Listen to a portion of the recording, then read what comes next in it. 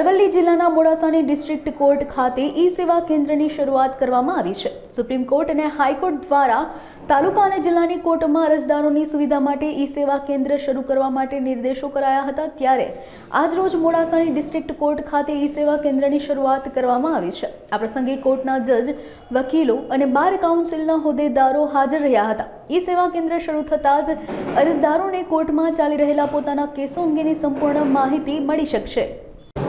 આજરોજ ઈ સેવા કેન્દ્રનું ઉદ્ઘાટન કરવામાં આવેલ છે।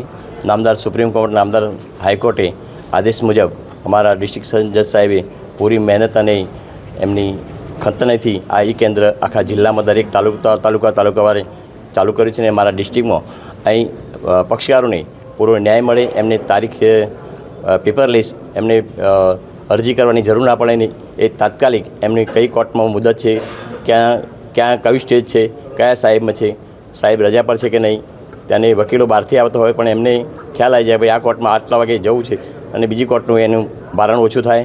અને પક્ષકારોને ખાસ કરીને પક્ષકારોની ધ્યાનમાં રાખી અને આ ઈ કેન્દ્ર સેવાનું ઉદ્ઘાટન કરે છે, બહુ સારી બાબત છે, એમાં અમે આવકારીએ છીએ। આજ રોજ ઈ સેવા કેન્દ્રનું મોડાસા અરવલ્લી ખાતે ઉદ્ઘાટન કરવામાં આવેલું છે। નામદાર સુપ્રીમ કોર્ટ અને નામદાર ગુજરાત હાઈકોર્ટના આદેશ અનુસાર દરેક રાજ્યની અંદર, દરેક તાલુકાની અંદર, દરેક જિલ્લાની અંદર ઈ સેવા કેન્દ્રનું લોકાર્પણ કરવાનો આદેશ કરવામાં આવેલો છે। તેના નિમિત્તે આજરોજ વકીલ મિત્રો, બાર એસોસિએશનના હોદ્દેદારો, જજીસ બધા આજે સામેલ છે અને બધાની હાજરીમાં આનું લોકાર્પણ કરીએ છીએ।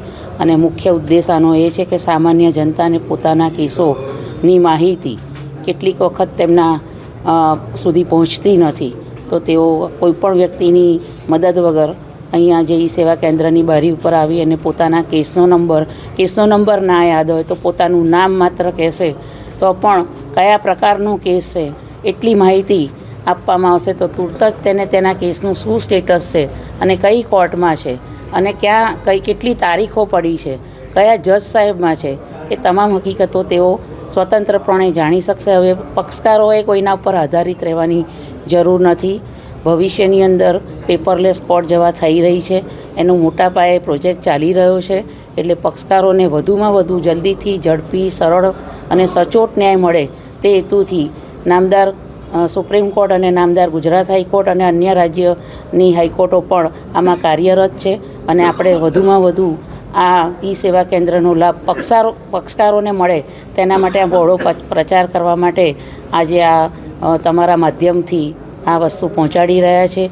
કોઈને પણ સર્ટિફાઈડ નકલ કોઈ કેસનો નિકાલ થયા બાબતની મેળવવી હોય તો પણ એ આ બારી ઉપરથી મળી શકશે। કયા જજ કયા દિવસે રજા પર છે તેની પણ માહિતી મળી શકશે। કોઈ પણ કેસની અંદર શું ચાલી રહ્યું છે એ હકીકત પણ તેઓ એકદમ પારદર્શક રીતે જાણી શકશે। એટલે આ ઈ સેવા કેન્દ્ર ખાસ કરીને લિટિગન્ટ એનો લાભ લે તે હેતુથી છે।